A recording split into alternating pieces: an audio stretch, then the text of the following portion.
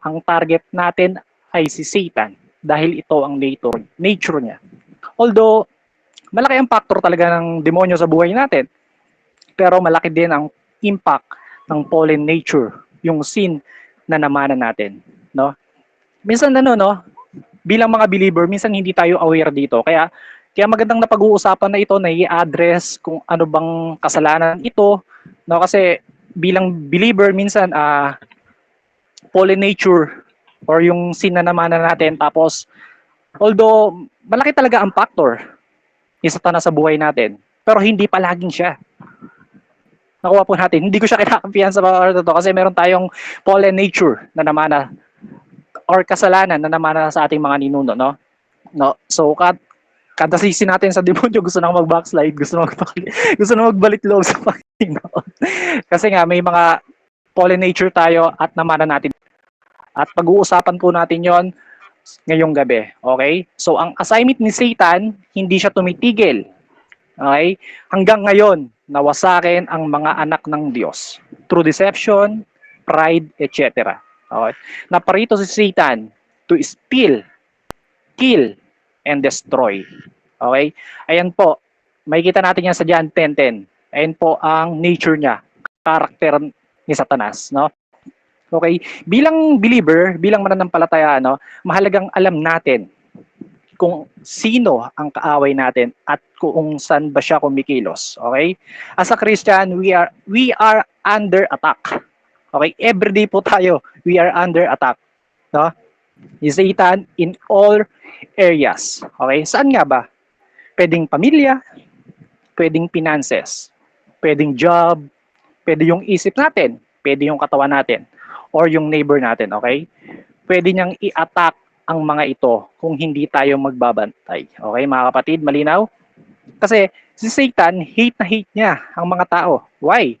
Dahil si Eden and Eve, no? Hate niya si Eden and Eve because we're created in God's image. They look like God, they talk like God. Kaya inggit na inggit ang demonyo sa atin. Okay? Kaya kapag ginagawa mo ang gusto ng Diyos sa buhay mo, gigil ang demonyo sa'yo. Very simple, no? Matindi ang strategy ni Satan, mga kapatid. Sobrang talino ng demonyo, no?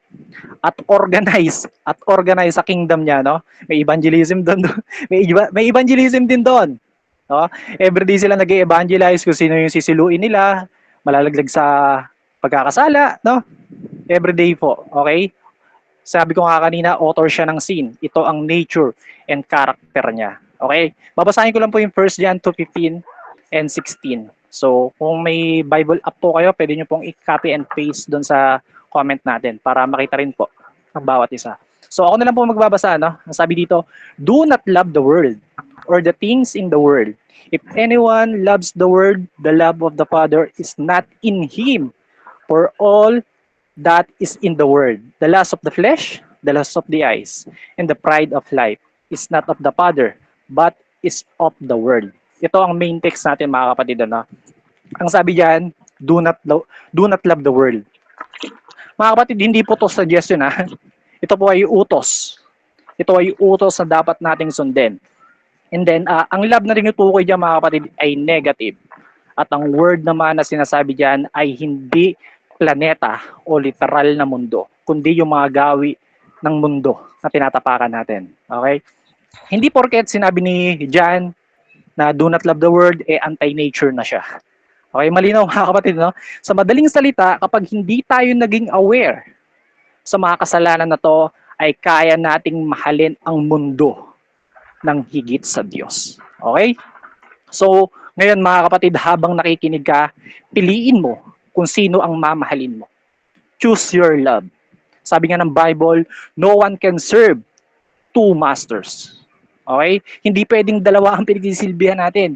Hindi pwedeng nagsisilbi tayo sa Diyos, hindi pwedeng nagpupuri tayo sa Panginoon tapos nag-serve tayo kay Satan. Sa paanong paraan? Yung mga nais ni Satan sa buhay natin. Okay? Yung 1 John 2, verse 15 and 16, yung lust of the flesh, lust of the eyes, pride of life, pinapakita ni Apostle John ang 3 worldly sins. Okay? three worldly sin itong tatlong ito, no? Ito po yung opposition sa holiness. Okay? So para maintindihan natin maigi, tignan muna natin kung ano nga ba ang ibig sabihin ng lust sa tatalakayin natin. Kung mabuti ba siya o hindi. Okay? The word lust in Greek, no, ang ibig sabihin dito ay epitomia. Okay? Dalawa po ang ibig sabihin nito mga kapatid kung pag-aaralan natin. Pwede siyang positively, pwede siyang negatively. Okay? Pwede kang sobrang desire mo. Ngunit sa Diyos. Okay? Intindihan natin, ano? So, ang ibig sabihin pala nito ay epitomia sa Greek word. Ang ibig sabihin ay craving, longing, desire for what is forbidden. Okay? Ang forbidden po, mga kapatid, is not permitted or allowed. No? Malinaw din na sinasabi ni John, ang lahat ng nasa ng katawan ay hindi nanggagaling sa Diyos. Okay? When John talks about the lust, ang kahulugan nito mga kapatid ay inordinate desire. Okay? Ito yung sobra, no? Na nagko-cause sa atin sa matitinding paglayo sa ating Panginoong Diyos. Okay? Yung mga hilig na sobra, na hindi maganda ang epekto sa ating katawan. Okay? May konting i-share lang ako, no? Kasi before, may nakausap ako noon, yung kaibigan ko. Medyo may edad na siya, babae siya, no? Lagi ko siyang kinakwentuhan. Sabi niya, kasi nga may ilang beses siyang napa-check up, and then may sakit yata siya na tapos bawal siya, sabi ng doctor sa kanya, bawal siyang kumain ng ganito. Pero ang sabi niya sa akin, ito yung naging katwiran niya sa akin, no? Mas ma-high blood ako pag hindi ko nakain yung gusto ko. So ayun, awa ng Diyos, wala na siya ngayon. Ayun, so wala na siya ngayon kasi malaki ang factor talaga, no? No. Ito, although mas masarap kasi yung bawal no, mga kapatid. Pero yun ang gustong-gusto natin, no? Kaya ngayong gabi mga kapatid, maraming kasalanan tayo pag-uusapan ngayon, okay?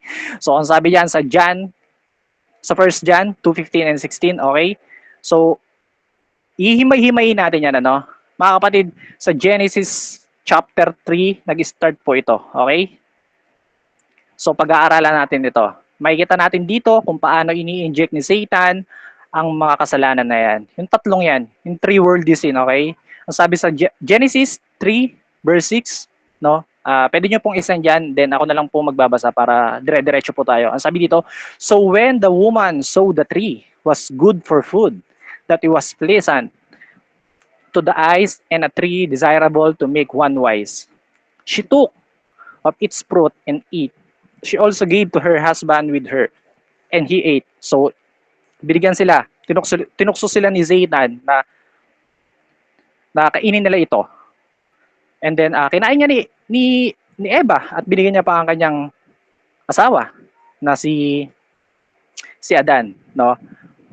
Ang tree of knowledge, mga kapatid, no, ng good and evil, isa siya sa mga special tree. No? Minsan kasi pag naririnig natin yung forbidden tree, no? Minsan parang nakakatakot siya.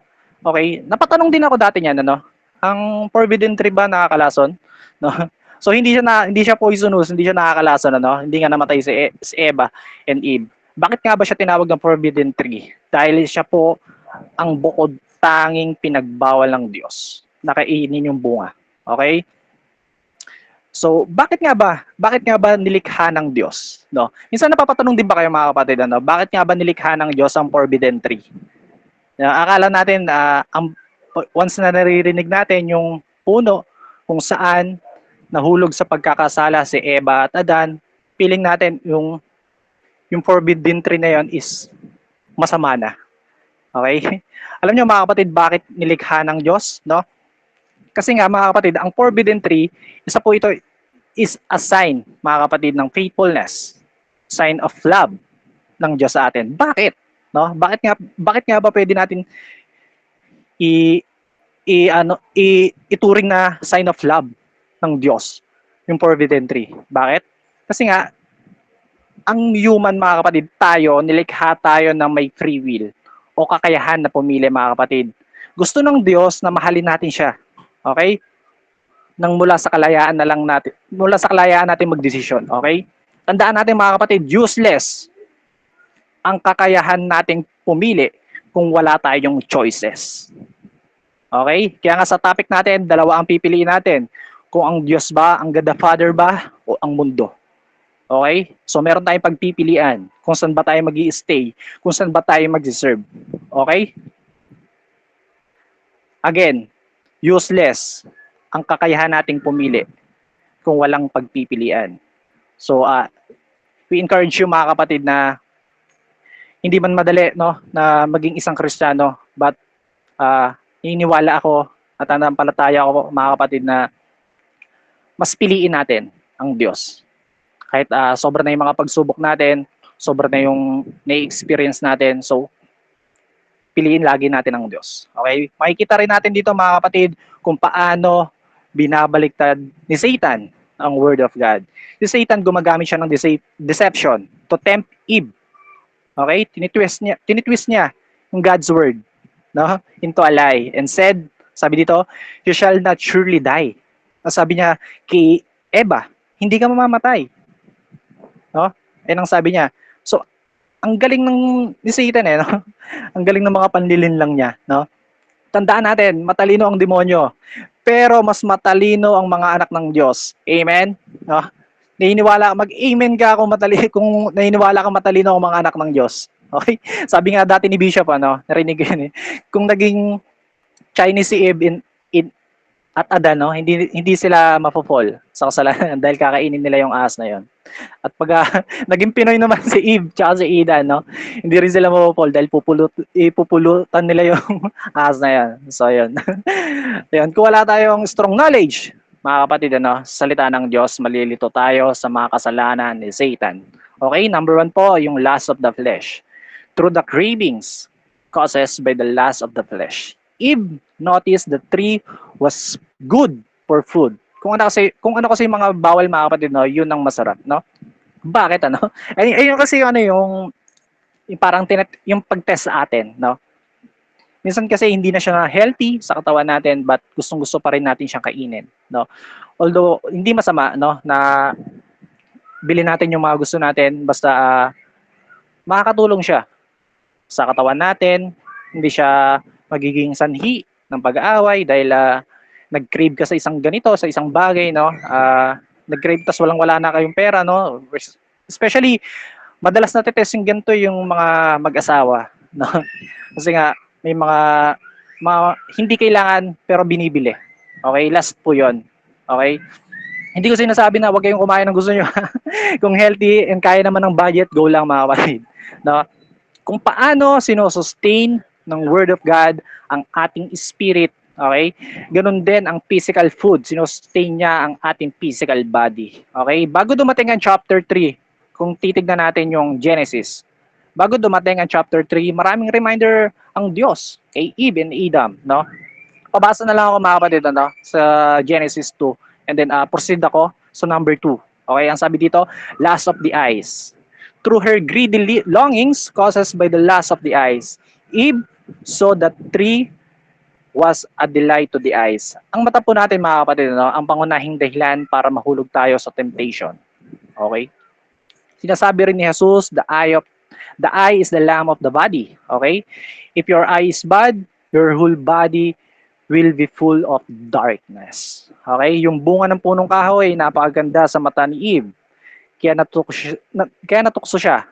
Nakainin at binigyan niya pa ang kanyang asawa. No, mukhang masarap at maganda sa paningin. Madalas pinapakita ng demonyo sa atin kung minsan sa pag-i-scroll natin sa Facebook, no, may nakita na lang tayo sumasayo, no, na halos naka-belt na lang, wala nang short. Hindi natin napapansin 3 to 4 minutes na tayo, no. So nagko-cause po siya ng lust of the eyes, no. Gusto natin na gawin, no. Maraming papasok sa isip natin, gusto natin gawin, tikman yung ganito, no, dahil mukhang masarap. Okay? Maraming church, mga kapatid, share ko lang din, maraming simbahan ang hindi pinag-uusapan ito, no, kaya hindi madil ang ganitong mga problema. But sa Siblings for Christ, mga kapatid, lagi itong pinag-uusapan. Hindi dahil para i-judge natin ang bawat isa, kundi magtutulungan tayo sa mga personal nating problema, sa mga spiritual problem natin, Kaya mga kapatid, yung mga ganitong pagnanasan ng laman, kung hindi mo pa na-overcome mga kapatid, pray po ang mga BM, admin, leader ng Siblings for Christ, no? PM mo lang, no? At reminder din, no? Babae sa babae and lalaki sa lalaki. Mas maganda po kasi yun. Okay? Number 3 po, pride of life. Through her sense of self-assuredness caused by the pride of life, Eve discovered that the tree was desirable to make one wise. Ito yung madalas na hindi natin napapansin, mga kapatid, no? Yung may pride ka na pala. Remember, mga kapatid, etong tatlong ito, naniniwala ako na naranasan na natin yan. Pero nang dahil na naiilab tayo sa Diyos, no, ni-address na natin yung ganitong kasalanan at nahihingi natin to ng tawad at sa tulong ng Panginoon at sa grace niya, na-overcome natin yon. Okay? Tandaan po natin, mga kapatid, ayaw na ayaw ng demonyo na maging humble tayo. No? Kaya maraming Christian ang mga nagre-rebellion even sa Old Testament ng dahil sa pride, no? Natutulan ng konti sa Bible, ayaw na makinig kay pastor, ayaw na makinig kay leader, no? Cause po yan ng pride. Feeling niya mas magaling na siya, no?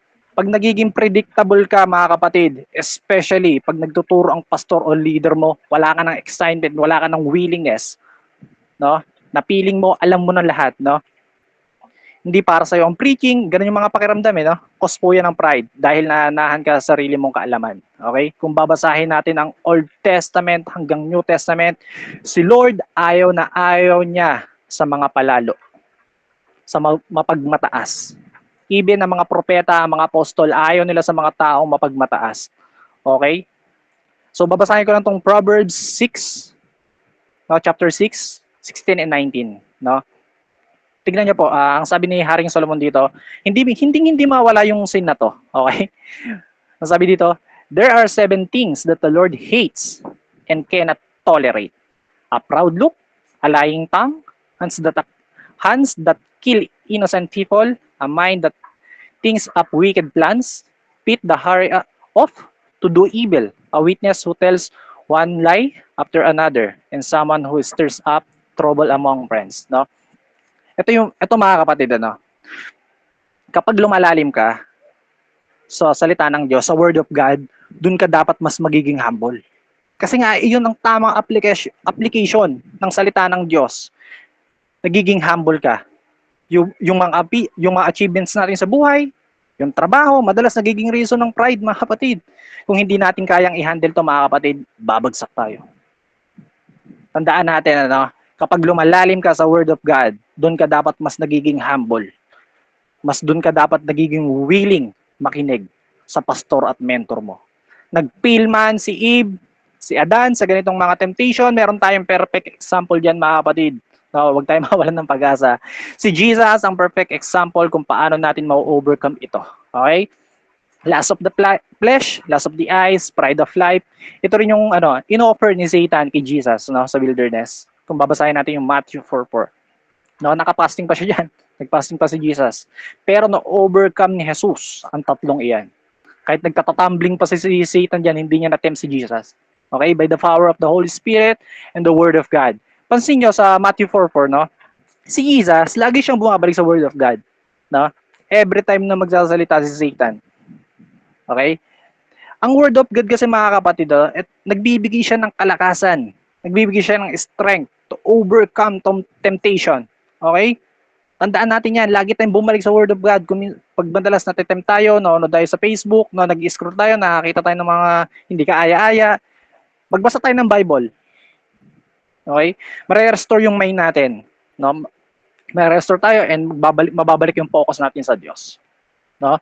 May dalawang points ako na nakuha dito sa verse natin. Ano? Number 1 po, choose your love. No? Kung ang Father God ba o ang gawin ng mundo. Kailangan natin pumili, mga kapatid, ngayon. No? Kayo lang po ang makapagsabi niya sa sarili mo, no? Between you and Lord, ano? Kailangan natin pumili kung sino ang pauupuin natin sa trono ng puso natin. Dahil ang Diyos is a jealous God. Okay? Pipiliin natin ang Diyos o ang mundo. Okay? Pumili tayo. So sa first point po natin, choose your love. Okay? Number 2 po, maintain your love. Dalawa po yan, ha? Choose your love and then maintain your love. Sa Father God ba o ang gawi dito sa mundo? Remember mga kapatid, ang lahat po ng relasyon ay dapat na maintain, no? Kung mahal mo ang Diyos ngayon, dapat mahal mo pa rin siya bukas. Kasi nga na maintain eh. Hindi pwedeng mahal mo si Lord ngayon dahil na-bless ka sa topic, tumama sa yung topic, no? Bumalik ka sa Lord dahil Lord, mahal na mahal kita. Tapos bukas, hindi mo na siya mahal. Hindi mga kapatid, dapat natin i-maintain ang relasyon natin sa Diyos. Okay? Maintain your love. No? So paano nga ba natin ma-overcome ang kilos ng demonyo sa buhay natin? No? Ang Diyos, binibigyan tayo ng authority, no? To rebuke. No? And kasi sabi ko nga kanina, matalino ang demonyo, pero mas matalino ang mga anak ng Diyos. Okay? Number 1 po, mag-pray. Okay? Pag natitempt ka, mag-ask ka sa Diyos and will help you. Okay? Hindi natin kayang ma-overcome ang temptation mga kapatid kung wala ang tulong ng Diyos. Kaya mo ma-overcome yan dahil kasama mo ang Diyos. Okay? Number 2 po, read the Bible. Okay? Ang sabi sa Psalms 119 verse 11, ang banal mong kautusan sa puso ko iingatan upang hindi magkasala laban sa iyo kailanman. Kung puno ang puso natin mga kapatid, no, sa salita ng Diyos, ililid tayo nito sa tama eh, no? Tignan, pansinin niyo mga kapatid, ano, once na nag-o-open tayo ng Bible, nagde-devotion tayo, pag open pa lang natin, ano, ng Bible, parang at peace ka agad, no? Kasi nga, hindi basta-basta, no, ang binabasa natin. Once na binabasa natin ang Word of God at pinapamuhay natin to, magkakaroon tayo ng benepisyo, magkakaroon tayo ng peace, and then lakas. At para ma-overcome din yung mga temptation. Let the Word of God richly dwell within you mga kapatid. Okay? Number 3 po, find a friend. So napakahalaga nito mga kapatid. Ano? Kasi pumapasok naman kasi yung mga ganitong temptation, yung lust of the eyes, lust of the flesh. Mas malaki lang ang nagiging impact niya once na nag-iisa tayo, eh, no? No, yung mga pagma-masturbation, no? Kasi hindi mo naman pwede siyang gawin ng marami kayo, eh. Madalas yan, ikaw lang mag-isa. No? Once na na-attempt ka mga kapatid, find a friend. Okay? So, wag mong isipin na pag nagkwento ka sa kanya ng mga parang nahihirapan ka ma-overcome, ay i-judge ka niya. Sabi nga ng James, sabi dito, kaya nga ipagtapat ninyo sa inyong mga kapatid ang inyong mga kasalanan at panalangin ninyo ang isa't isa upang kayo'y gumaling. Malaki ang magagawa ng panalangin ng taong matuwid. Okay? Si Lord, alam naman natin na gumagamit siya ng tao, no? Para tulungan tayo, especially sa prayer. Malaking magagawa nito. Huwag tayong mahiya. Mag-confess kung nais natin gumaling. No? Huwag kang mahiya mga kapatid. Kung na-experience mo man ito, no? I-PM mo. Yung leader mo, yung pastor mo. Pastor, nahihirapan ako ma-overcome yung ganitong kasalanan. Huwag mong isipin huhusgahan ka. Mag-pray ka. Mag-pray ka sa Panginoon na, Lord, kanina ko ba ikukwento? No? Maganda rin yung maging wise tayo sa pagkukwentuhan natin. Okay? Para sa ating conclusion mga kapatid, no, sa 1 John 2 verse 17, mawala ang sanlibutan at ang lahat ng kinahuhumalingan nito. Ngunit ang mga sumusunod sa kalooban ng Diyos ay mabubuhay magpakailanman. Sarap na, no? Ang ganda ng salita ng Panginoon talaga, no? We need to live from the perspective of eternity. Mga kapatid, huwag nating hayaan pagharian tayo ng masamang gawi ng mundo. Pagkos sikapin natin mamuhay sa kalooban ng Diyos. Ito yung part, no, mga kapatid, na hindi mo na naiisin mahalin talaga yung gawi ng mundo. Bakit? Dahil ito ay lilipas din, no? Sabi ng Bible, pagdating ng araw. Ngunit sabi dito, ngunit ang sumusunod sa kalooban ng Diyos ay mananatili magpakailanman. Lagi nating piliin ang Diyos. No? Huwag nating mahalin kung ano man yung mga opportunity, mga achievements natin na ito na yung nagiging reason para malayo na tayo, malayo yung puso natin sa Diyos. Ano? Lagi ko sasabi sa inyo mga kapatid, lagi natin piliin ang Diyos. No? Ang pag-serve sa Panginoon Diyos, kailangan piliin natin siya at na-maintain natin yung pagmamahal natin sa Kanya. Hindi pwedeng nag-serve tayo sa dalawang master. Piliin lang lagi natin ang Diyos. So ayun, purihin ang Diyos sa Kanyang mga salita. Pray na ako sandali, ano? Panginoon, maraming salamat sa salita mo. Buhay, Panginoon, makapangyarihan. Salamat, O Diyos, patuloy mo kaming sinamahan. Salamat, O Diyos, sa mga salita mo na ang sarap-sarap namnamin, Panginoon Diyos. Masarap damahin sa aming puso, sa aming isipan. Kaya Lord, lubos ka naming panapasalamatan sa mga salita mo na tunay nagbabago ng aming puso, tunay na ilaw namin sa aming daraanan. Kaya Lord God, patuloy mo kaming samahan, even Lord God, sa mga personal namin, patuloy mo kaming samahan. Lord God, tulungan mo kami. Kung hindi man nahirapan ba kami ma-overcome ito, Lord, help us and guide us. Tulungan mo kami, Panginoon Diyos, na ma-overcome ang mga sin na to. Kung wala ang tulong mo, Panginoon Diyos, hindi namin ito kaya. Kaya Lord God, ngayon, patuloy kaming papasalamat sa iyo. Patuloy kaming magpupuri, sasamba sa iyo. Even Lord God, ano man po ang aming mga nararamdaman, ano man po ang aming mga naranasan ngayon. We still, Panginoon, na magpupuri kami sa iyo. We thank you, Father God. We thank you, Jesus. We thank you, Holy Spirit. Ito po ang aking panalangin sa pangalan ni Jesus. Amen and amen. So, ayun, purihin po ang Diyos sa kanyang mga salita. Ayan. And back to you, Sis F.